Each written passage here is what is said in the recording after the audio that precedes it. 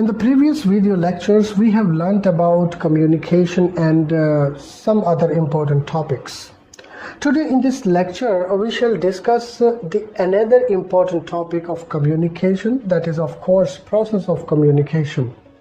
In this, we will learn how communication takes place and what are different elements of communication process. So let's discuss this important topic, that is process of communication. For the success of communication, it is important to know communication process, because one cannot be effective communicator until or unless he understands communication process. As we have already learned earlier that communication is an interactive process that requires at least two parties, the sender and the receiver. The sender sends, or sometimes we say encodes, the message through a channel, and receiver receives or decodes the information. Finally, after analyzing and understanding the message, the receiver sends the response or the feedback to the sender. Hence, the process of communication is cyclic one, as it begins with the sender and ends with the sender in form of feedback. It takes place upward, downward, horizontally throughout the organization. The process as such must be continuous and dynamic interaction, both affecting and being affected by many variables. So, communication process consists of certain elements where each element constitutes the essential of an effective communication.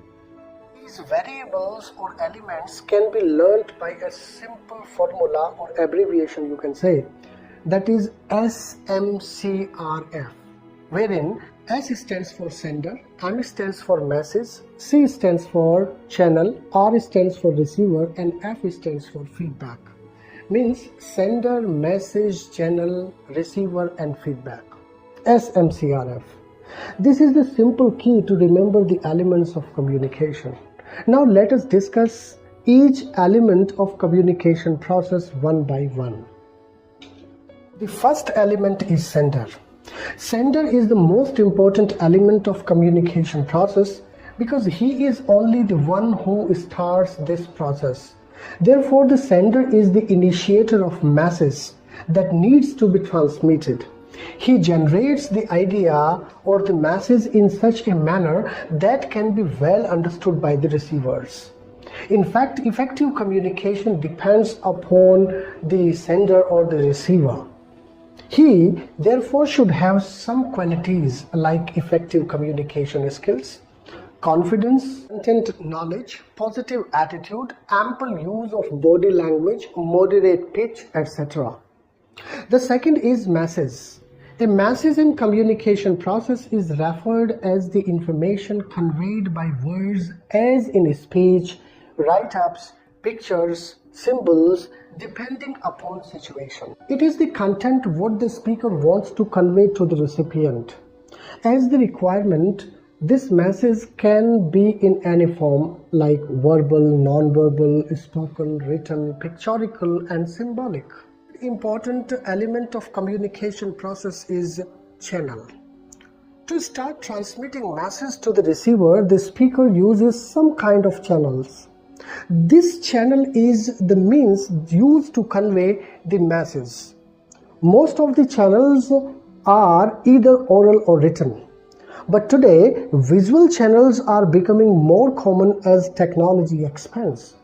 The effectiveness of channels fluctuates depending on the type of communication we are using. For example, when we want instant feedback, we generally use oral communication. Therefore, a proper channel is the another important element of communication process. The fourth element of communication process is receiver. Receiver is one for whom the message is meant for. He may be a listener, a reader, or a viewer. Effective communication also depends on receiver too, because his negligence can make the communication ineffective. Therefore, it is the responsibility of the receiver to listen and understand the masses properly. Therefore, receiver is as important as the speaker in this process. Receiver of the communication process should have all kinds of qualities that can enable him to decode the masses appropriately. So as a receiver, he should have some qualities in him for this process. These are good language skills, positive attitude, curiosity to learn, etc. The final one is the feedback. That is the ultimate goal of all communication process. In fact, we communicate for feedback. Feedback is the response of the receiver after analyzing and understanding the entire masses. Important because it is only the parameter that establishes the masses has been understood by the receiver correctly. That's why feedback is said to make communication purposeful. Now, in the second part of this lecture, we should discuss another important topic, that is purpose or objectives of communication. The purpose of communication may be different as per the requirement or the situation. To understand it better, we can divide them into two major groups. The primary purpose or objectives, which are I3.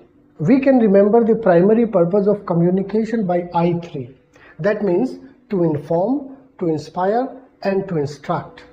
The secondary are to maintain coordination, to develop good relationship, for learning managerial efficiency or skills, for better productivity, for technical advancement, to solve problems, to manage human resources, to educate workers, to motivate people, to make future plans, etc.